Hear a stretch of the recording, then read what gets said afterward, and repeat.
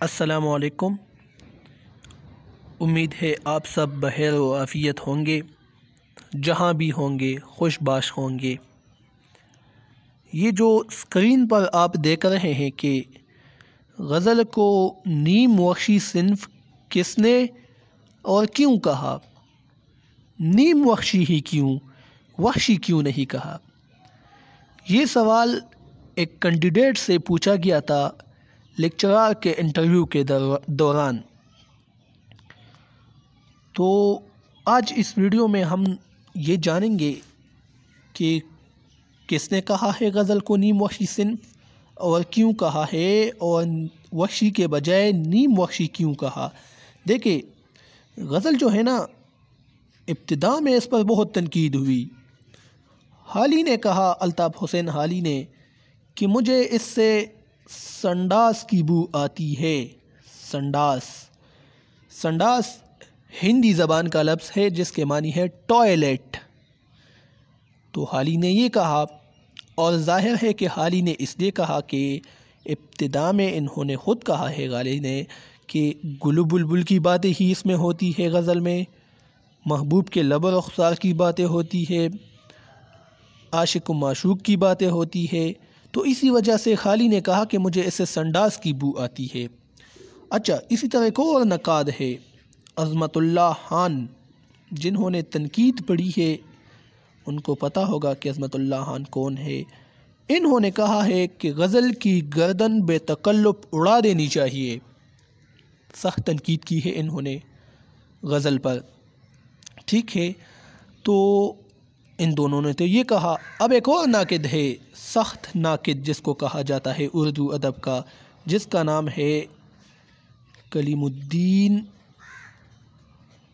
احمد۔ انہوں نے کہا ہے کہ غزل ایک نیم وحشی صنف ہے، ٹھیک ہے، انہوں نے یہ کہا۔ اب انہوں نے غزل کو نیم وحشی صنف کیوں کہا؟ تو اس کا جواب یہ ہے کہ غزل میں خیالات بکھرے ہوئے ہوتے ہیں، یعنی پہلا شعر ہے غزل کا تو اس میں ایک موضوع پیش کیا جاتا ہے، دوسرا شعر ہے تو اس میں دوسری بات ہوتی ہے، تیسرا شعر میں تیسری بات ہوتی ہے۔ تو اسی طرح خیالات بکھرے ہیں، پہلا جو خیال ہے پہلے شعر میں علیحدہ خیال پیش ہوا، دوسرے میں علیحدہ اور تیسرے میں جدا، تو خیالات بکھرے ہیں نا۔ اس کے برعکس جو نظم ہے، اس میں اگر ایک موضوع ہے تو شروع سے لے کر آخر تک اس موضوع پر بات ہوتی ہے۔ مثال کے طور پر برسات کا موضوع ہے تو پہلے شعر سے لے کر آخری شعر تک اس برسات ہی پر بات ہوتی ہے، جبکہ غزل میں ایسا نہیں ہوتا۔ پہلے شعر میں برسات کی بات ہوتی ہے، دوسرے میں تصوف کی بات ہو سکتی ہے، تیسرے شعر میں پھر عشق حقیقی کی طرف کبھی شعر آتا ہے۔ تو خیالات بکھرے ہوئے ہیں نا، تو اسی وجہ سے کلیم الدین احمد نے غزل کو نیم وحشی صنف کہا ہے۔ اب سوال یہ پیدا ہوتا ہے کہ انہوں نے غزل کو نیم وحشی صنف کیوں کہا، وحشی کیوں نہیں کہا، ٹھیک ہے۔ تو اسی لیے کلیم الدین احمد نے کہا کہ وحشی کسے کہتے ہیں؟ پاگل کو نا، پاگل۔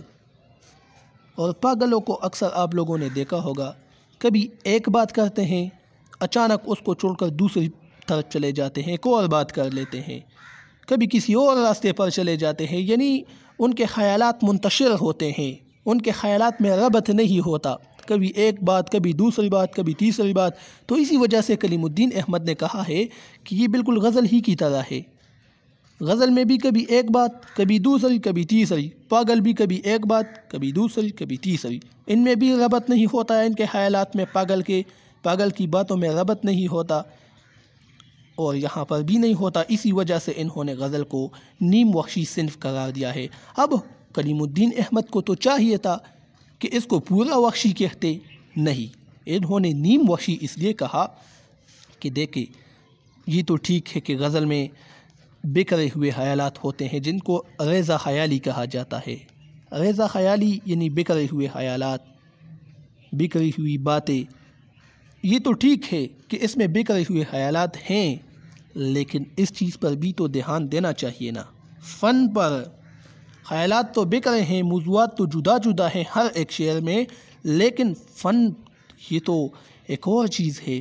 غزل میں اگرچہ رضا خیالی ہے لیکن موسیقیت اس میں ہے، آہنگ اس میں ہے، اسی طرح اس میں محاکات نگاری اس میں ہو سکتی ہے جو کہ ایک فنی خصوصیت ہے شاعری کی. اسی طرح منظر نگاری کبھی کبھی ہو سکتی ہے اس میں ایک شعر کے اندر، ٹھیک ہے. اسی طرح بہت سے جو شعری خصوصیات ہیں اس میں ہوتے ہیں. اگرچہ غزل فکر کے حوالے سے اس میں رضا خیالی ہے، بکھرے ہوئے خیالات ہیں، لیکن فن کے لحاظ سے تو ٹھیک ہے نا. تو یہ تو چلو بکھرے ہوئے خیالات ہیں، یہ تو ٹھیک ہے نا. تو اسی وجہ سے انہوں نے نیم وحشی صنف اس کو کہا ہے، یعنی نیم پاگل صنف. بکھرے ہوئے خیالات، فن خوبصورت، بکھرے ہوئے خیالات تو نیم ہو گیا نا.